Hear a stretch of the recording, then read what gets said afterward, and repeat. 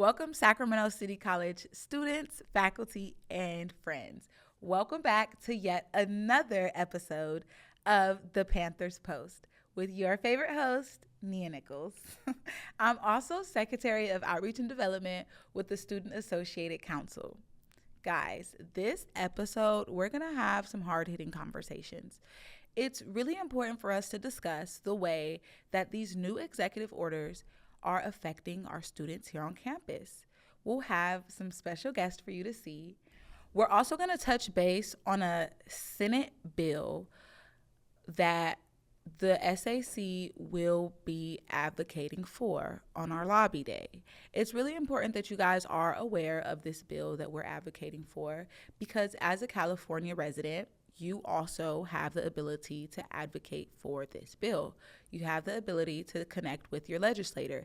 And if you're keeping up with our episodes, you know that when we talked to Maxwell, a senator in the Student Associated Council, we discussed a bit about what it means to be able to reach out to your legislators and advocate for certain bills as a constituent. Make sure you check out that episode with Maxwell. Anyways, this next episode is really just going to be important. We're going to talk to our Raza and Puente program, and we're going to learn so much about the benefits that those programs and centers have for our Hispanic community. Hi guys, I'm Juan. Hey y'all, I'm Lizbeth or Liz. And What's your majors? I'm a communications major. I used to be an English major, but I switched it halfway through my time here.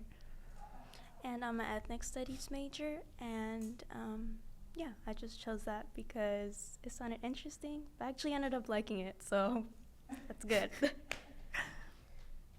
I'm part of the Puente program. I'm a Puentista. I'm the vice president of Puente Club, and I work here on campus at the Raza Center. Yep. I am a Raza peer mentor, and I'm the president of Puente Club and former Puentista. So being part of Puente Club, there's no requirement, you don't have to sign anything. It's super informal.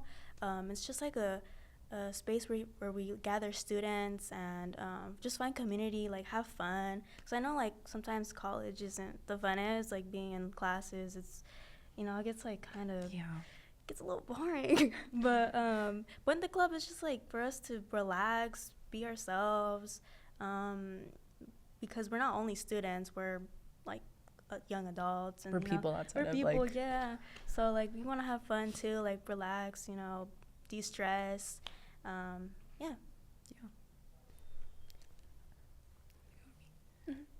So the Raza Center is kind of a community space for students to come in. We share a space with Ashe, so it's the Raza Ashe Center.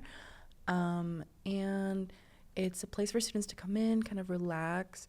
We have a microwave as well if, they brought food in that needs to be warmed up. And our space offers a lot of resources to our students. And it's pretty easy to join. You, I think, just scan a QR code and it takes you to an intake form. We offer academic counseling because it's really hard to get counselors within the counseling department. But if you come in, we can help you get a counseling appointment within a week or two. But again, those are designated for our Raza students. Yeah. And then, students can just use the space however they would like. We have charging outlets at the table, so they can charge their phone, computer. Sometimes even our students like to use the projector and plug in their Nintendo Switch, and they just be playing in the center. If you've ever been in the center, you have to check it out. It's in the South Gym 104, I want to say 103, 104, first floor. Okay, I It's forgot right what behind number. the room with all the windows. But, yeah. So it's there's a bunch of couches, and then there's a big projector, and then they just plug in their Switch, and they just Only on Thursdays. They just have fun. Yeah. Well, since we work there, we have our like designated space for us to be at. But, you know, sometimes we'll like go outside and like into the center space, like in the middle, and just kind of relax. And I don't know.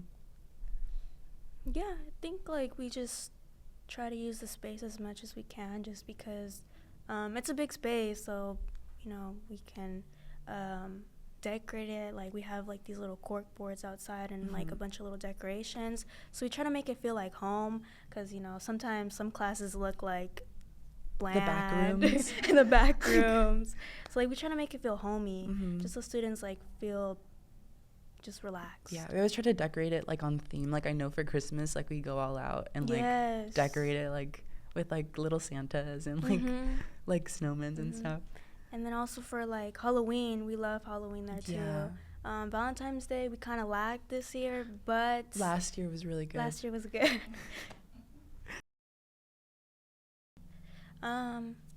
Honestly, I don't really mind. I mean, if LatinX is okay, Latina is okay.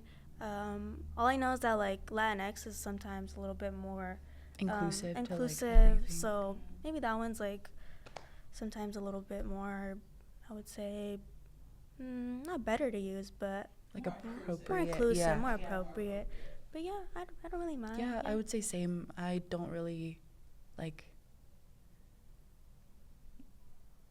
I guess I'm Mexican, but it falls under that like the LatinX umbrella, so it doesn't really matter to me personally. Right. I asked because I had a very interesting conversation during Black History Month with me being a woman of color. It's like, do I just assume that you're Black and call you Black, or do I say African American? Do I just ask you, who do you prefer to be, you know, described as? Yeah. So I was interested in how, you know, my other people of color, you know, felt about that term and how they're described. I feel like sometimes the only thing that could be tricky is like just guessing that everyone's Mexican, because not everyone's Mexican, y'all. Yeah, like there's like so much more to like the umbrella of, just like you said, Latinx. You know, there's like our Salvadorian folks, there's our Guatemalan folks, you know what I mean? Like Colombian folks, like, you know, we're like diverse too. Yeah, there's a wide diaspora of the Latin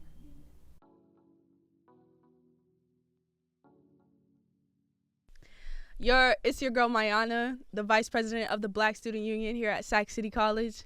Hi, my name is Serenity, and I'm one of the ambassadors of the Black Student Union here at Sac City College. Yes, so one of our missions is to bring the student body, the Black student body, together to achieve more, because the graduation rates are not looking equal to other people and other ethnicities. And so we're trying to strengthen the academic journey together and also strengthen the community with our power as students. Yeah, and we've been doing great so far, I think. We have a great group of people on our executive board, and, you know, it's only going up from there, really. We've hosted a bunch of workshops so far. We've got a bunch of things planned for you in the future. And, you know, we're looking for your support. We're hoping you show up and show out. We've been to conferences. We're going to conferences. We've been to financial aid workshops. We've done Ebony Aura, which is a space where we hold Black talent and we give them a space to perform, whether it's singing, spoken word, like dancing, and we invite special guests to those nights. We had a pool party before. We do a lot of things that are serious and unserious, because it's kind of hard to basically build friendships as adults. So. Yeah, no, it's true. And I feel like it's great because I've been able to meet people of like-mindedness on this journey. And it's so nice. It's just like, I didn't think that we were able to do something like this on, you know, a community college level. And then we're around artists too, like to be here in this moment, like we didn't set this up. So it's just a vibe. It's a vibe. Yeah, it really is. Y'all should be part of this vibe. Yeah, so we'll see you. We'll see you at the BSU meetings. Yeah. Follow us at Sac City BSU on Instagram. Hope to see y'all. Oh my gosh. They're big support, big help. Honestly, I wouldn't even be here right now if it wasn't for Puente. Yeah. Yeah, I wouldn't even have this job, to be honest. Like, I would not know anything. I I'd would be have lost.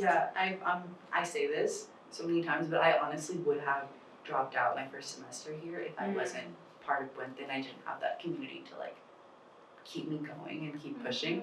Because it's very lonely and you feel very isolated and like maybe this is not for me.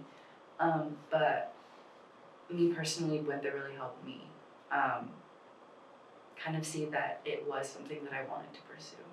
Yeah, I feel like how you were saying, like it feels lonely and isolated when like you're not really like engaged in school. Like it's easy to like just do online classes and honestly like kind of get like a little bit like sad and depressed and like in your own bubble. I feel like that's like that happens like often and like mental health is also like a big thing, especially in our community. Like it's not talked about, and I think like us as a new generation, like we need to like make it more bring awareness to it. Like yeah, depression is real, anxiety is super real.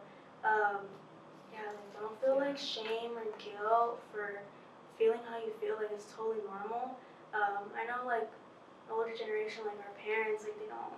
They're like, oh, you're not sad. Like you have a roof over your head. You have like food to eat. Like you're not sad. Like go clean some dishes. So also go wash the dishes. Yeah. You won't be sad anymore. But yeah, it's like mental health is like super big. Like take care of yourself, self-care. I feel like not taking care of it leads to like other problems suppressing. outside of that. Yeah. Yes. And like bringing that to like other people. So I feel like it's an important thing. And if like you need therapy, I know Sac City, they have I forget what it's called. I think it's like Student Wellness Center. Yeah. I think it's over there by what's it called? It's in one of the across from admissions. Yeah, I think so. or something like that. Like by like the beauty, what is it called? Beauty school.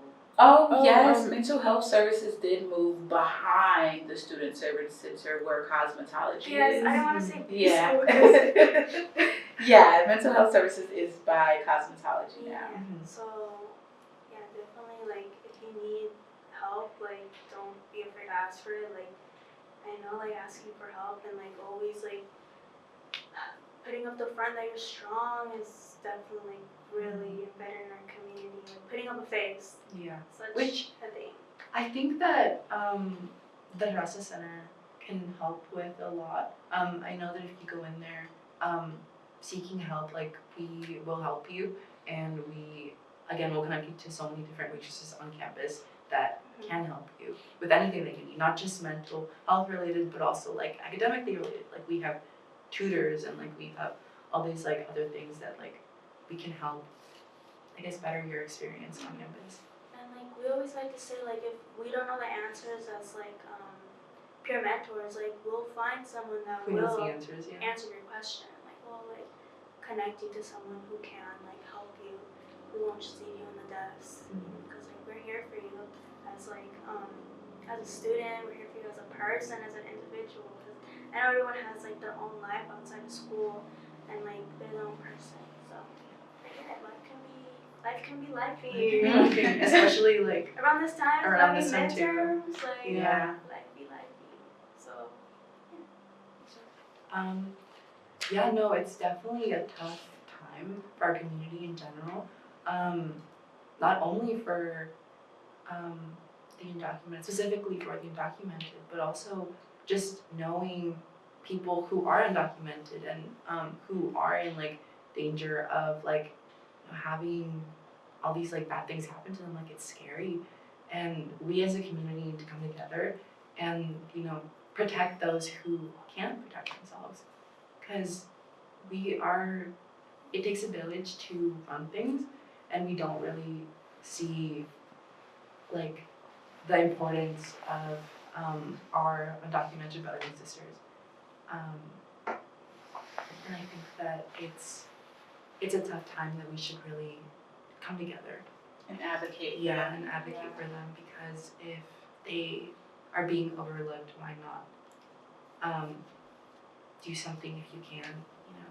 Yeah, like sometimes, like our undocumented people in our community, they're like afraid to speak up. So I feel like we have to, carry on the way of like speaking up and advocating and saying, hey, like this is not right. Like you don't treat people like this. Like this isn't just like, well, I don't want to get controversial, but Please do. You're speaking to your community. But like we're like on stolen land. Like this is like. No one is legal on stolen land. Yeah, like I mean, this country was made from immigrants, like from the dirt up, like yeah. Yeah, no, we definitely need to, as a community, check our privilege and understand that if we have the capacity of doing something, we should do it for those that can't. Exactly. Like, don't be ignorant just because the new president is gonna help the economy or something, or just be thinking about like the money aspect. I mean, like, yeah, of course, like this country runs on money. Everything runs on money. Yeah. Everyone wants money, but also like think about the people who came before you too. Think about the people who are boosting the economy. Parents. Think about your grandparents that like worked so hard just to come here, just for you to have a better future, and you're voting for someone who hates you and your people and your community so much that he's like flat out just said it. Yeah. And like has put so much dirt on the community. So I feel like it's our job like to back up our people. So basically, the bill is to push for Los Rios to have like a safer space for whenever, if ever, ICE comes on campus. Is that good? Yeah, that's essentially what it is, to make sure that we have like transparency rights for our students, and we have somewhat of a warning before ICE were to come onto our campus. It's not an implemented bill just yet, but Los Rios is pushing for our Senate to support that bill. Yeah. What are your thoughts and feelings just on that process as a whole? I think it's a good idea. I think that it's a really good, thing to have, not only for the safety of our students, but for people in general. Like, there's people who work on campus who, are undocumented, and who this ICE coming on campus, if ever, this would affect heavily. And it would just be a better way to help keep our students safe and to help, keep things calm and not have like a frenzy happen. Yeah, I did hear that some students were actually like so afraid that they started dropping out and like not coming onto campus just because of like ICE coming onto campus, and like I heard like there was rumors about checkpoints, and people are like really scared. This is a scary thing. This is not something to be like take lightly or like a joke. So I think the bill like would be amazing. It would help our students feel safer, and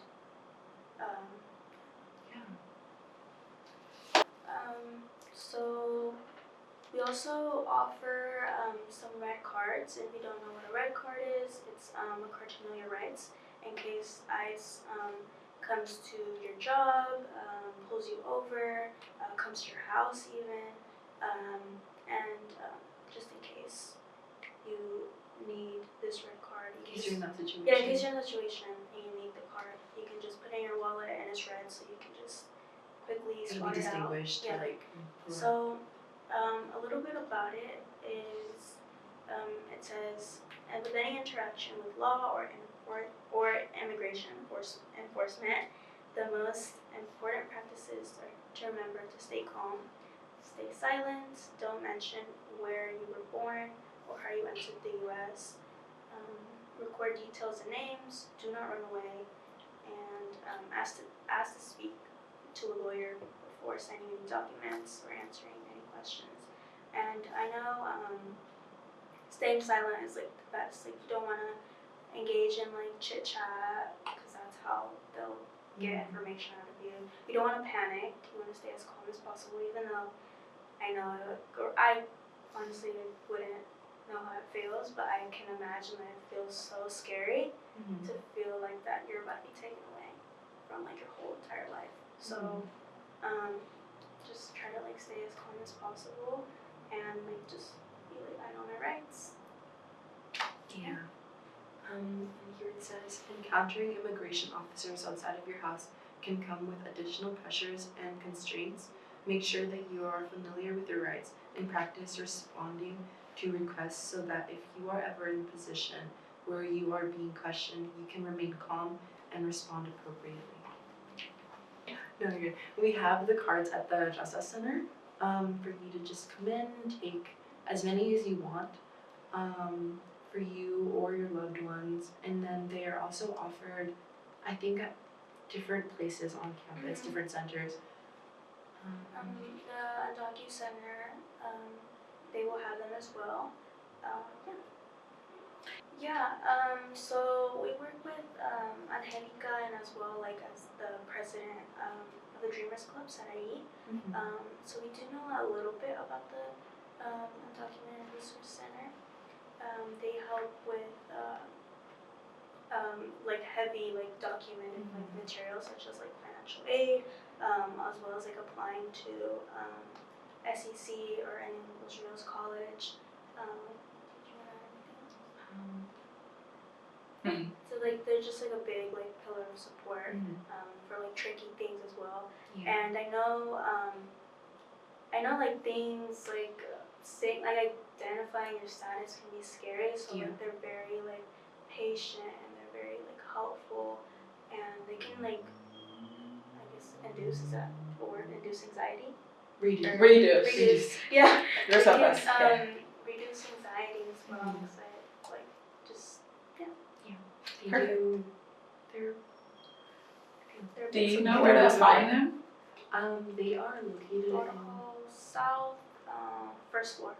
South or north? What is this, north? Right here?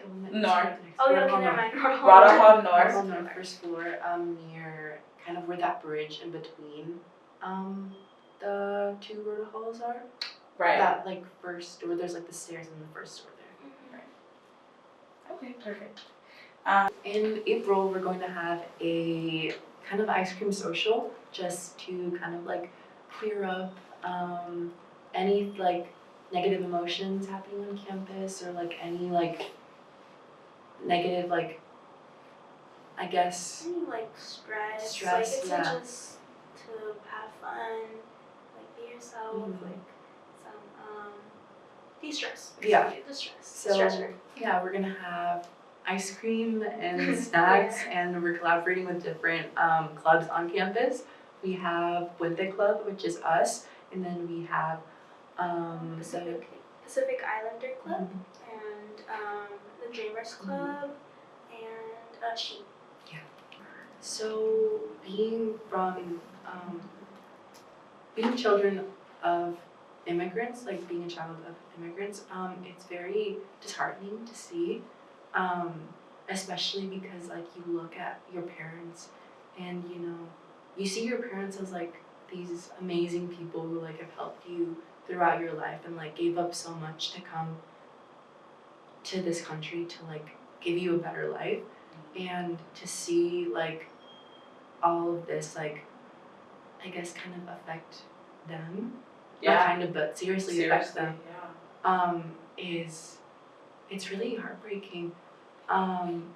Luckily, my parents have like the legal documents now, but a lot of my family that's here doesn't, and so it's very like it's scary to think that at any moment like they could be taken away, and they've been here for so long. So like they have built a life here, and they have like right? It's like, where do I even Yeah. go? Where are you even going to take me Yeah. to? Like, this is my home. Exactly. And like a lot of kids who have come here as like little kids, like they're adults now, like a few cousins of mine, like they were born over there but now live here, and they've lived here basically their entire lives, so it's like they are from here, and just seeing that be threatened, it's very not only heartbreaking but also kind of angering to see like people who you consider to be like good people and hardworking people to have everything like in danger of being taken away because of bigotry and hatred that really should have no place in the country and should have no place in the heart of somebody who is running the country. Yeah, I think you mentioned like sacrifice, like our parents and like people who came before us like sacrificed so much to come here. They left their whole life over there, like what they created over there, and they like picked it up and it's came over here just for their future generations like us to have a better life.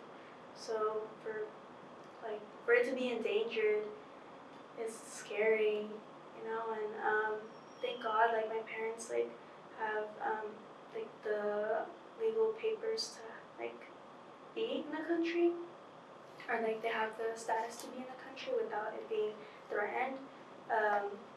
But like not all my family does, so it's scary to think about like, oh, like what if someone is taken or like just something happens. It's a nerve-wracking. And then the whole thing about him taking away, what was it? Like if The birthright yes, citizenship? the birthright citizenship. That was very scary. That was very scary because a lot of us in the community fall under that. And yeah, it's just like, how are you gonna take away something like that? Like, that's not.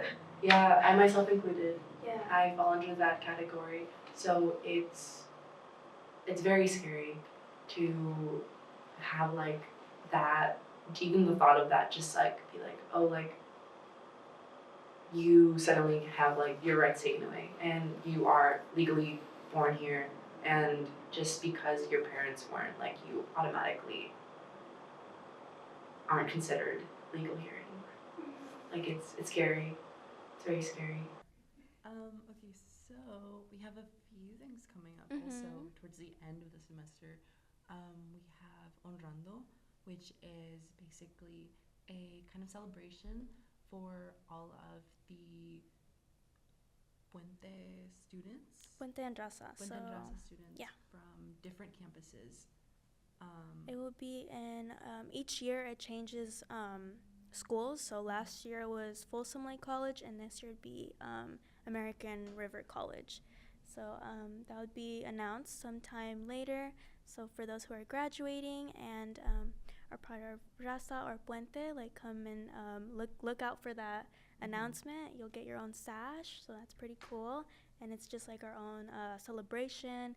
You can walk the stage as well. So basically you get two graduations, Honrando and then the SEC graduation. Yeah, which we will be participating in this year because we are graduating. I'm in my third year. Yeah, same. Perfect. Super exciting. Yeah. Yes. Anything else? And then we also have a graduation for our Puente students. And is it also Raza as well? No, just Puente. For our Puente students, which will be organized by our lovely Abraham Madrigal. And Alejandra Benitez and Vanessa Barrera.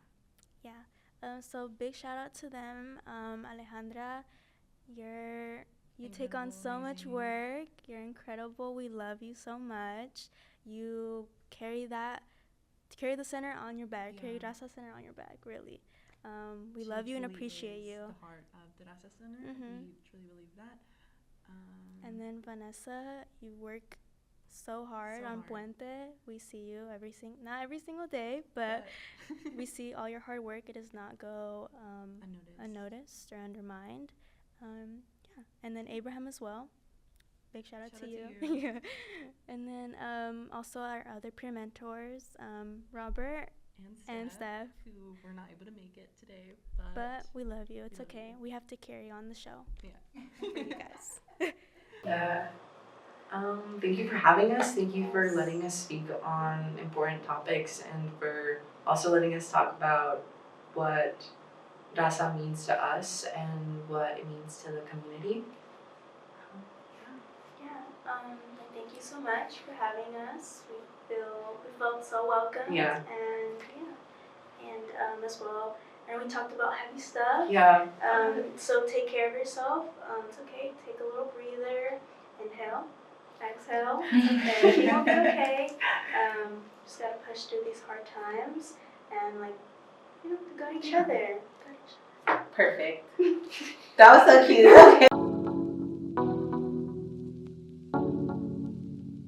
Let us know who you are. What do you do here? Hello everybody, my name is Alex Sarkissian. I'm the current Secretary of Legislative Affairs for the Associated Students of Sacramento City College. I also serve on a statewide Student Senate board as the Legislative Affairs Director for Region 2, representing 14 colleges and 300,000 students. Today we are at the Public Safety Career Fair. I hope that if you guys are here, you guys are having a great time, but we're here trying to get students to join the California Department of Public Safety in some way, shape, or form, whether that be through law professions, insurance professions. I'm even seeing police officers out here. So I highly recommend if you are here, go hand over your resume, go talk to some of these people, see if these careers are for you. So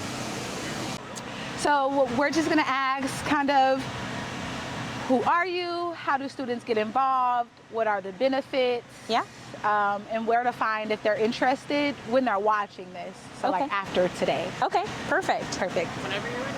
Okay, you ready? I am. Action. Yeah, so my name's Lieutenant Megan Cisneros. I work for the Department of Fish and Wildlife. I'm in charge of the Central Valley's recruitment, hiring, and backgrounds program. But prior to that, I was and still am a game warden, but I was out on patrol. I started in San Joaquin County running boats predominantly, but what it is game wardens do is checking to make sure that people are in compliance when they're hunting or fishing or recreating outside. So at the essence, I am a law enforcement officer, but again, I'm making sure that the environment and wildlife are protected. If anybody was interested in pursuing this job, there are some minimum requirements, education being one of them. They do have to have 2 years of education, college education under their belt, and then 18 units applicable to the field. But essentially, if people have 2 years of college, that usually fits the bill. Other than that, there is an age component as well. They have to be 20 and a half to apply. And then we go through a wildlife academy or a law enforcement academy specific to our agency. For me, some of the benefits have been being able to combine my hobby, which is just being outside with nature. And it's a job now. I get paid to talk to people about things that I also enjoy doing. Bird watching, hunting, fishing, hiking, etc., etc. Another huge benefit is working for the state. It's a stable job, pension, medical benefits, and those are things that I didn't necessarily think about when I got into the job, but now as I'm progressing in my career, things that I definitely am considering as I approach retirement again many years from now, but good things to consider. Yes, ma'am. Yeah. And then how long is the academy? Yeah, so our academy is a little different than other academies. I think usually they're about 6 months long. Ours is actually 8 months long. And that's because not only are we becoming peace officers, but there's the fish and game component as well. So yes, in total, it's about 8 months long. That's good to know. Yeah. It is funny that you said, thinking about it as your career goes on, because if you start at requirement age, no 20-and-a-half-year-old is thinking about retirement or like pensions Yeah, or I stuff. certainly wasn't. Again, I got into it when I was 25 and I've been on 7 years now. But now when I'm surrounded by people who are approaching retirement, these things are something that I need to consider now, even though I still have 20 plus years Right. left with this job. Yeah, good for stability, of course, and creating a comfortable, consistent lifestyle, right? Consistent, yeah, that's huge. And then, I'm sorry if this is an offensive question. Not at all.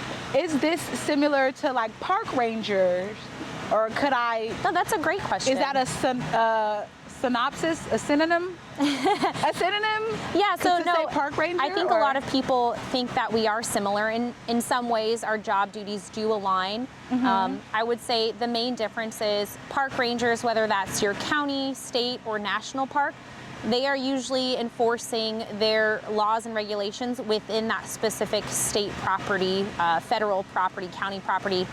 But fish and wildlife crime and environmental crime happens all over the state. Okay. So we go not only into those places, but public land as well, private land as well, and then we also patrol up to 200 miles offshore as well. Okay. So yes, somewhat similar in terms of like enforcement, but where we enforce the law is vastly different. And again, our focus is more focused on the wildlife, but that doesn't mean that we won't stop somebody for speeding or Right. crossing on a double yellow. We do all those things as Right, well. still safety and criminal law involved Right. with the fish and wildlife. Yeah, exactly. That's great to know. So my next question is, if I were interested in maybe like an internship or some form of training prior to my graduation, is that applicable with the California Department of Fish and Wildlife? Yeah, so there's definitely several avenues that an individual can take to familiarize themselves with the department. We don't necessarily offer any formal internships, but what I recommend to individuals is look at seasonal jobs or temporary positions or even student assistant positions within the department. It might not be specific to law enforcement. That's a good thing. Right. It might be working with some of our biologists, or maybe it's administrative staff, but at least they can see the different components within the department. Right.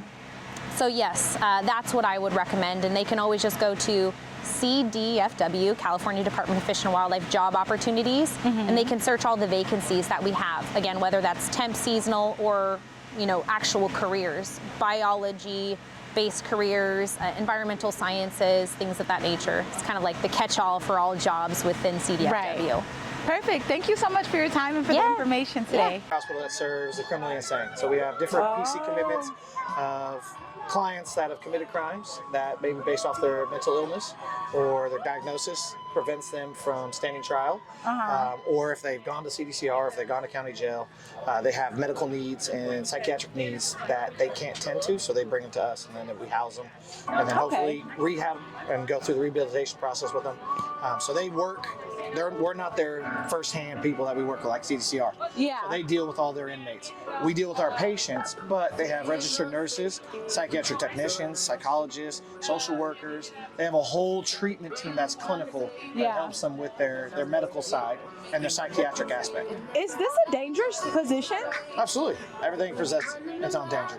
So we do have violent offenders. We have people that have committed physical violence, sexual violence, arson. So everything that you would see in a normal prison, we have those same offenders. What sort of education, or like what would be my major if I was interested in specifically this type of police work? So ours in particular would be like psych, right? So if you're into psych or mental health, those are phenomenal things. So if you have an interest in mental health and law enforcement, that's a great blend because we deal with mental health, right? And if you notice all over the news, what are outside agencies already now starting to deal a lot with? Mental health. Yeah. That is our bread and butter. Learning how to talk to people with mental illnesses and in crisis, whether it's schizophrenic, whether it's, maybe on the spectrum of autistic, or we have all that already. So that's like that is our realm, and then everything there You add in, maybe they're bipolar or they have all these other, diagnoses. So if you're into mental health, you're into social work kind of concept, but maybe not all the way in.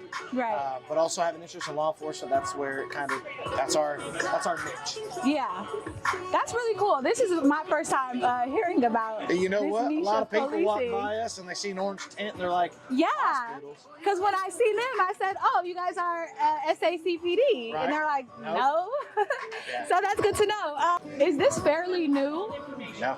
Like, So how- Department of State Hospitals has evolved into multiples. So it used to be like mental Oh. health, like Department of Mental Health, Department. Oh, So it's okay. always evolving. Yeah. But no, we're Yeah. how new are we? We're relatively what? So the agency was created in 1975, and up until then, most hospitals did their own thing. Right. And then 2015, we became the Office of Protective Services, so we're like one branch. So before each hospital doing their own police department, now we're one like state entity. So relatively new, but been around for a minute. For a while. Yeah. Okay, perfect. Thank you for that answer. I appreciate the information. I think it's important for us to Yeah. just kind of know how these things started and how important they are. Yeah. So thanks for your work. Thanks for your Awesome. service. We Thanks for definitely coming appreciate it. Thanks for the information too. One last question. Yeah. If I have an AA and complete the academy, I'm in to. AA, you just need what's equivalent to a high school degree, or Oh, I don't even need my with AA. an AA or with a BA or Okay. master's, you get pay incentives. So that also adds. Same thing with bilingual. Same thing with. So there's a lot of little pay increases that you get that'll change that and elevate it. So That's an good AA to will help know. give you a raise Right. as well, and so will your BA. But if I just graduated, if I just graduated high school. You gotta be 21 though. Okay, So okay, 21 so for sure. 21. Yep. That's good to know. I think that's a great program. Right. Sometimes those aren't meant for everybody. Right. Sometimes going to college isn't meant for everybody. Right. But yeah, that's another option. For sure. Thank you so much. I appreciate your time Take today. care. Thanks, guys. Be safe working. We appreciate you. Have fun. Thank you. Oh, I don't want to mess up the sound.